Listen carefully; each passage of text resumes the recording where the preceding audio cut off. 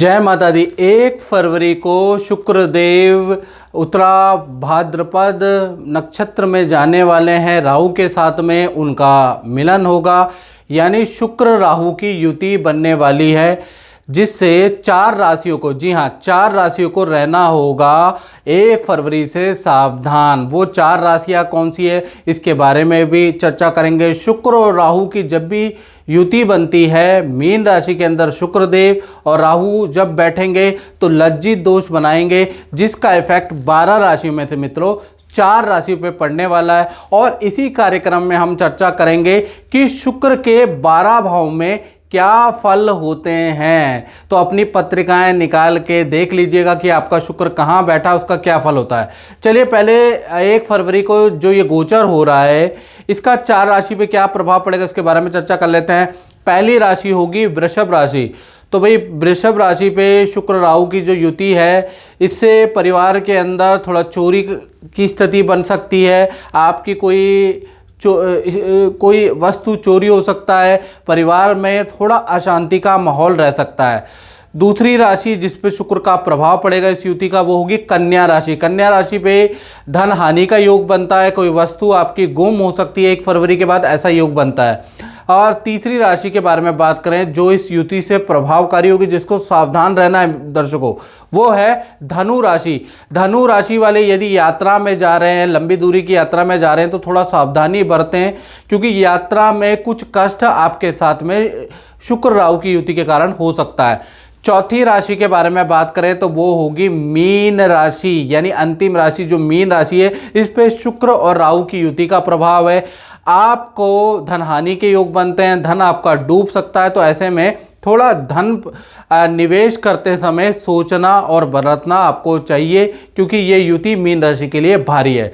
तो ये मित्रों 4 राशियां हैं जिस पे शुक्र राहु की युति का प्रभाव रहेगा। अब बात कर लेते हैं कि शुक्र का आपकी जन्म कुंडली में 12 भाव पे क्या असर होगा। इस कार्यक्रम में उसके बारे में चर्चा कर लेते हैं। आज हम चर्चा करने वाले हैं 12 भाव में शुक्र के क्या फल प्राप्त होते हैं। तो लगन भाव के अंदर जातक का शुक्र होता है, तो शुक्र व्यक्ति को आकर्षण देता है, व्यक्ति को सुंदर बनाता है, साथ ही साथ जातक को नित्य संगीत के प्रति रुचि होती है। लगन भाव में यदि शुक्र विराजमान होता है तो जातक की जो कैलकुलेशन होती है जीवन को जीने की, वो बड़ी सटीक होती है। लगन भाव में शुक्र व्यक्ति को विश्वविख्यात बनाता है, फेमस बनाता है। लगन भाव में यदि शुक्र होता है तो जातक को 40 के बाद किडनी की प्रॉब्लम, त्वचा संबंधी प्रॉब्लम या उसको डायबिटीज़ की प्रॉब्लम आ जाती है। द्वितीय भाव में यदि शुक्र विराजमान होगा तो ऐसे में जातक को स्त्रियों से बहुत सहायता जीवन में प्राप्त होती है। द्वितीय भाव में यदि शुक्र होगा तो व्यक्ति को होटल के व्यापार, लग्जरी आइटम, महंगी आइटमों का व्यापार करने में, गाने बजाने के व्यापार करने में बहुत लाभ होता है। तृतीय भाव में यदि आपका शुक्र विराजमान होता है तो कुंडली के अनुसार ऐसे में भाई बहनों का सुख जातक को अच्छा प्राप्त होता है। तृतीय भाव में शुक्र व्यक्ति को कलाकार बनाता है। अक्सर तृतीय भाव में जिन जातकों का शुक्र पाया जाता है वो साहित्य, कला, पेंटिंग, मीडिया आदि क्षेत्रों से जुड़े हुए होते हैं। तृतीय भाव में शुक्र कहीं ना कहीं 45 की उम्र के बाद पति पत्नी के बीच में अनबन पैदा करता है। यदि कुंडली के अंदर चतुर्थ भाव के अंदर शुक्र विराजमान होता है तो ऐसे में जातक की घरेलू लाइफ काफ़ी अच्छी होती है। जातक को प्रॉपर्टी और वाहन का सुख प्राप्त होता है, और जातक जितना जीवन के अंदर अध्ययन करता है उतना उसको लाभ प्राप्त होता है। चतुर्थ भाव के अंदर यदि शुक्र विराजमान हो तो ऐसे में जातक कार से संबंधित, सर्विस से संबंधित, ट्रांसपोर्ट से संबंधित यदि काम करता है तो उसका काम बहुत अच्छा बढ़ता है।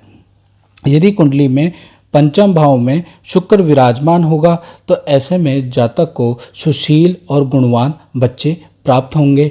और पंचम भाव में यदि शुक्र होगा तो बचपन से ही उन जातक के बच्चे बड़े फेमस और मेडल अवार्ड लिए हुए होते हैं।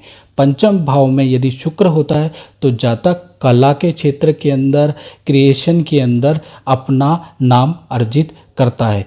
पंचम भाव के अंदर यदि शुक्र विराजमान होता है तो जातक को सट्टे या शेयर से भी काफ़ी लाभ प्राप्त होता है।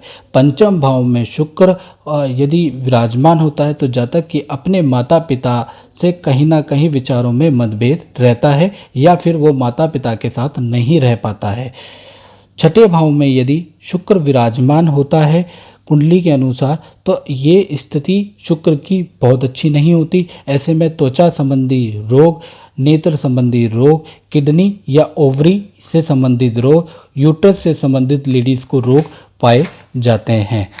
सप्तम भाव में यदि शुक्र विराजमान होगा तो सप्तम भाव में शुक्र दाम्पत्य सुख के लिए बहुत अच्छा होता है। ऐसे में जातक को जो पार्टनर प्राप्त होता है वो उसकी ज़िंदगी को अच्छा करने के लिए, बेहतर बनाने के लिए बहुत अच्छा होता है। सप्तम भाव में यदि शुक्र विराजमान होता है तो बहुत बार वो एक से अधिक स्त्रियों का सुख प्रदान करता है। सप्तम भाव में यदि शुक्र विराजमान होता है तो जातक की फाइनेंशियल स्थिति बहुत अच्छी होती है। सप्तम भाव में शुक्र जातक को बेफजूल के खर्चे कराने वाला भी बना देता है। यदि कुंडली के अंदर अष्टम भाव के अंदर शुक्र विराजमान होता है तो यहाँ पर अष्टम भाव में शुक्र माता के स्वास्थ्य के लिए, माता के सुख के लिए बहुत अच्छा फल प्रदान नहीं करता है। या तो जातक की बचपन से माँ बाप का सुख नहीं मिल पाता है या फिर कहीं ना कहीं आगे चलकर बच्चा माता पिता के साथ में, जातक माता पिता के साथ में नहीं रह पाता है। अष्टम भाव में यदि शुक्र होगा तो कहीं ना कहीं जीवन के अंदर उसके शादी के बाद भी लव अफेयर रहने के चांसेस ज़्यादा रहते हैं। अष्टम भाव में शुक्र प्रोफेशन के लिए काफ़ी अच्छा होता है। अष्टम भाव में यदि शुक्र होगा तो व्यक्ति को पेट्रोल, लकड़ी या बाथरूम फिटिंग से संबंधित अगर वो काम, इंश्योरेंस से संबंधित काम वो करता है तो उसको अच्छा लाभ प्राप्त होता है।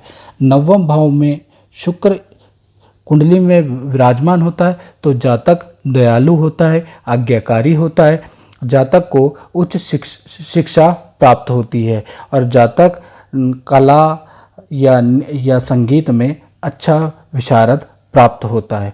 नवम भाव में शुक्र विदेश में प्रवास कराता है। नवम भाव में यदि शुक्र होगा तो जातक या जातक के घर में कोई पंडित, कोई टीचर अवश्य होता है।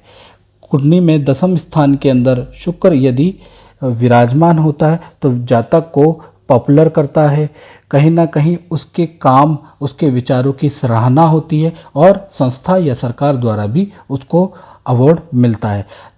दसम स्थान के अंदर शुक्र व्यक्ति को सभी प्रकार की लग्जरी लाइफ देता है। यदि कुंडली के अंदर 11वें भाव के अंदर शुक्र विराजमान होता है तो जातक बहुत धनवान होता है, उसको सभी प्रकार के लग्जरी सुख प्राप्त होते हैं और जातक का जो भाग्योदय होता है वो शादी के बाद होता है। बहुत केसों में ये भी देखने को आया है कि जातक शादी से पहले निर्धन होता है, लेकिन शादी जो होती है जातक की वो धनवान स्त्री से होती है, जिस कारण से, या गुणवान स्त्री से होती है, जिस कारण से जिसका सहयोग पाके वो काफ़ी ज़्यादा धनवान हो जाता है। कुंडली के अनुसार अगर 12वें भाव के अंदर शुक्र विराजमान होता है तो यहाँ पर शुक्र की स्थिति बदनामी देती है। 12वें भाव में शुक्र नेत्र के रोग, त्वचा संबंधी रोग का कारक होता है। ऐसे में व्यक्ति बहुत बार गलत चीज़ों में लिप्त पाया जाता है, अवैध संबंधों के अंदर लिप्त पाया जाता है। बहुत बार 12वें भाव में शुक्र होने से व्यक्ति गलत चक्रों के अंदर फंस जाता है। तो आज हमने मित्रों चर्चा करी 12 भाव में शुक्र के क्या फल होते हैं।